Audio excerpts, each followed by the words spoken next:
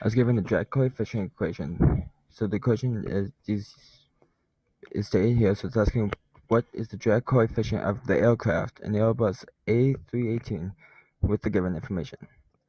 So we first need the equation, which is drag coefficient equals 2 times the drag over the wing area times density times velocity squared. So then we need to figure out what we know. So everything we need is here. So we don't know the drag coefficient, but for drag, it's mass times gravity. So mass times gravity, if we go back up here, so we need the mass of the aircraft, which is stayed here, but that's in kilograms, and drag is in newtons.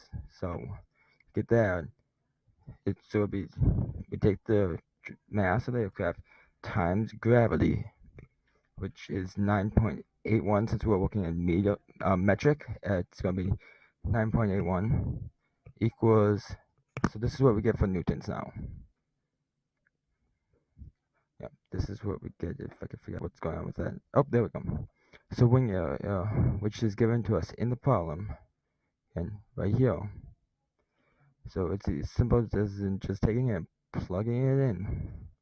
So now from wing area, we have to find density, which again is given to us. So air density.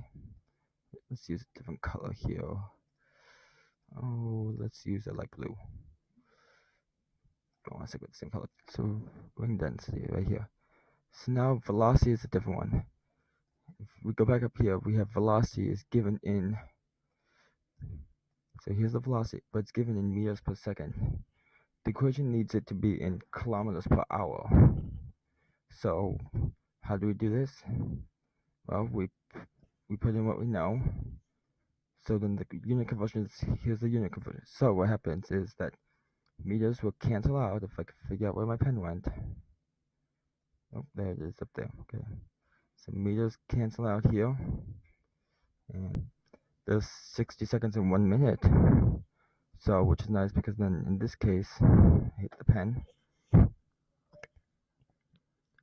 This case, seconds will cancel out. I forget why my pen's not there. It is. Seconds cancel out. But now we need to get minutes to cancel out. So we know 60 minutes per hour. So now the minutes will cancel out. That leaves us with hours left. So if we get rid of this is our answer right here. So this is where we left off at. So anyway. So now we plug this information into the equation now. Oh, not this guy. So here's the equation again. Here's the first step after we plug in. So as you can see, we have our drag here, which correlates to this here. We got, so here we'll do it this way, drag. Then we have, oh, I hate this pen, wing area.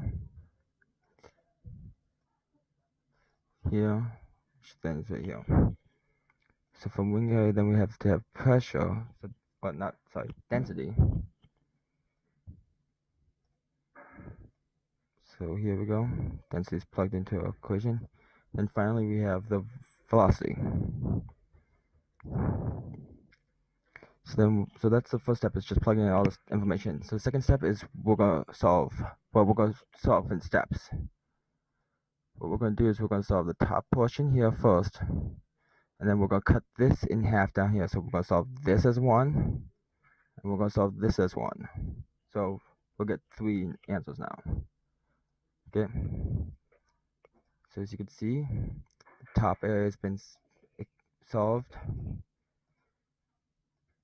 The density and wing area.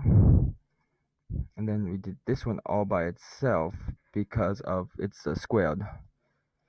Actually, I want you to be a different color. I want you to be green. Yeah, there we go. Okay.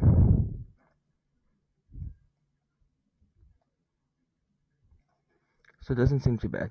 So now what we'll do is, from this step, we have to solve this. So this will keep the same, but then these two we have to, let's get right in here.